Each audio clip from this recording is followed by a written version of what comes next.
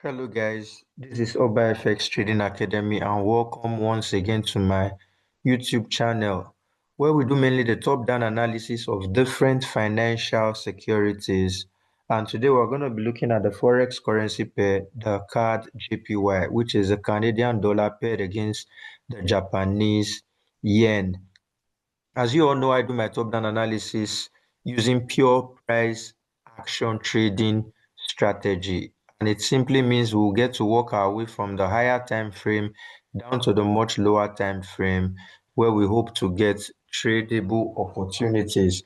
So currently I'm on the monthly time frame on my chart, and what we mainly try to do here is to get our directional bias as well as to plot our key zones. So if you can see my chart, you can see that my key zones have been beautifully plotted out, and if you can't do this, I'd advise that you check a video dedicated to it on the channel. So the next thing would be for us to get our directional bias, which simply means where do we think CADJPY is heading to. So if we look at what the has been doing for some time, we can see it has been making a series of higher highs and higher lows. So that means it has been in an uptrend for a very long time now. So, and this is a pullback it made, which simply means that it is still pushing upwards. And just to reconfirm that, I can also bring in my FIP to here. This was the last low that gave birth to this high, not this low. So if I place my Fibonacci retracement to here and I pull it upwards, then it becomes very obvious that this that we're seeing here is a pullback, and it has pulled back into the Fibonacci retracement zone that I call the FIB golden zone, which is the zone between the 0.5 and 0.618. And that means from the rejection candles we are seeing, it simply means that this is still heading upwards. So I would say that the CADJPY is still pushing upwards, and the question is, where is it pushing to? So that means we have a higher high, and this is our higher low, and it's pushing upwards. So it might have we have an immediate resistance zone here. So let me zoom in so that we'll see what we're talking about. So we have like an immediate resistance zone here where price from the pull up had been rejected before.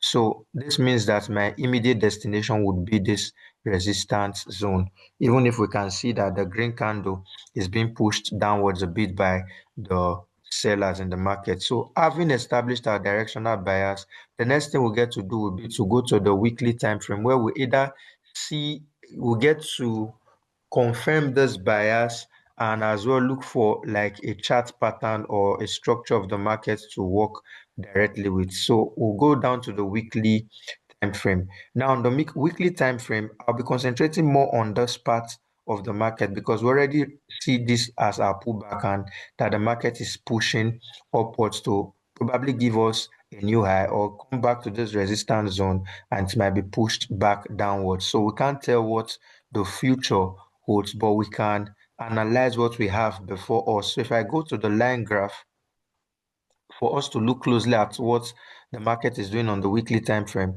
we can see that even though there had been a pullback, the market has started pulling upwards again. So we can see it's making higher highs, higher low, higher high, higher low, a higher high.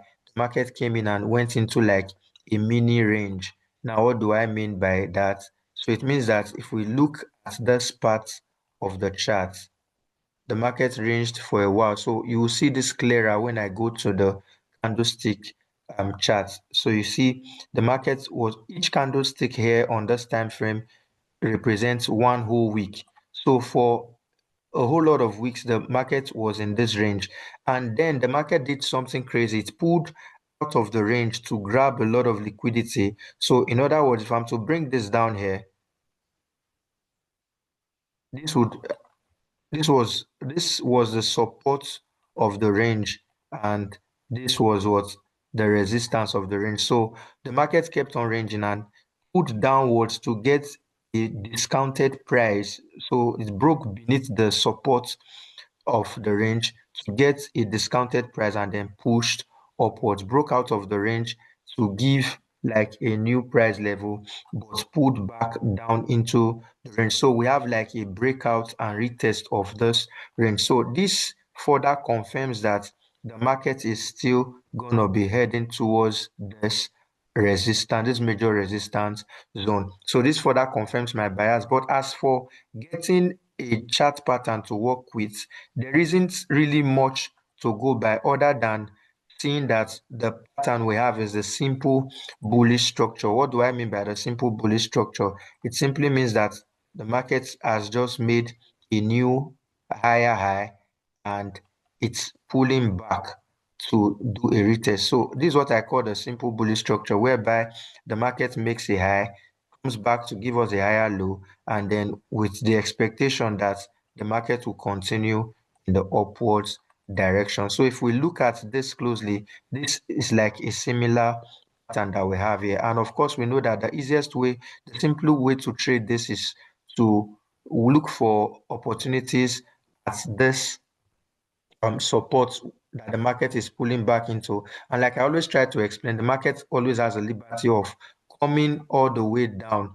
So long as it doesn't take out the most recent higher low, then it is still in an uptrend. So let's go back to the candlestick chart to see if we can get opportunities to trade this particular setup. So on the weekly time frame, we can see that it is supporting our initial take that the market is heading towards this major resistance zone. So the next thing we'll do will be to go to the daily time frame, which I call the tradable time frame, because on this time frame, when we're able to get the most recent happening in the market, and we can as well look for opportunities. So if you look at the range that was mapped out in the from the weekly time frame as explained, you can see the market was moving between this resistance and support zone, broke out of the support zone to grab a lot of liquidity underneath the support zone, and then pulled upwards. So you can see the pullback. So one thing that we can do to um to see if the pullback is enough for us to start looking for buying opportunities would be at this point to include our Fibonacci retracement tool. So from the swing low, I take it to this place. And from what I can see, price had just dipped into what I call the Fibonacci retracement golden zone. So if you've been following my analysis for a while, you know that that zone is the zone between the 50% and 61.8% mark, and I like coloring it golden. I call it golden because it holds a lot of a strong probability of either rejecting or supporting price, and in this case we're hoping it would support our price. So we have price dipping back into the zone with buyers now trying to push price upward. So what would we do? How do we take advantage of this particular setup? So if I'm to zoom in, this is what we have. Let's put up, came back, giving us that simple bullish structure. So the next thing would be to go to some of our entry time frames. So the first one would be the H4 time frame.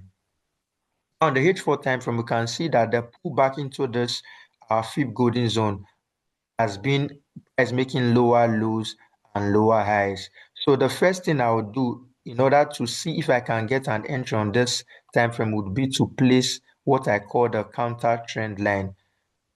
So if I place this counter trend line, this trend line is meant to guide me such that if price breaks above this trend line, the candlestick closes completely above it, then I'll be encouraged to take my trade. So another way to refine this entry model would be to go to the H1 time frame. Now we can see that the downward movement of the market is now much clearer. So you can see the market is making lower lows and lower highs into this zone. Now, the only way I would take my trade would be to place a marker here on this last line of supply. I call it the last point of supply because this is the last point where sellers pushed price down. So my entry would be once I'm able to break above the trend line and above this supply zone and there's a retest, then I can start taking my what?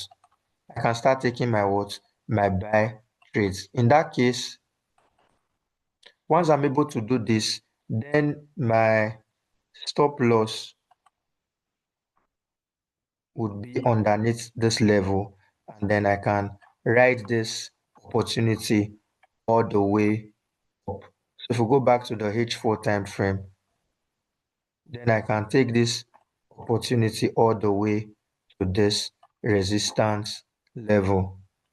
So let's see the risk to reward. So that will be giving me a risk to reward of about risk to reward ratio of 3.18. So, but the most important thing here is, if you're coming across this analysis, is to wait for this last line of supply to be taken out. That would be the safe way. But if you can get the H4 candle closing um, strongly above those trend line, then you can as well take your trade. And let's not forget that this pullback might come all the way down to retest the trend line. So in that case, we can even have a much more higher risk to reward. I think this might be the case where we'll now have our stop loss just beneath the 61.8 level. So this is my take on the card JPY. I believe it's still going to be heading upwards.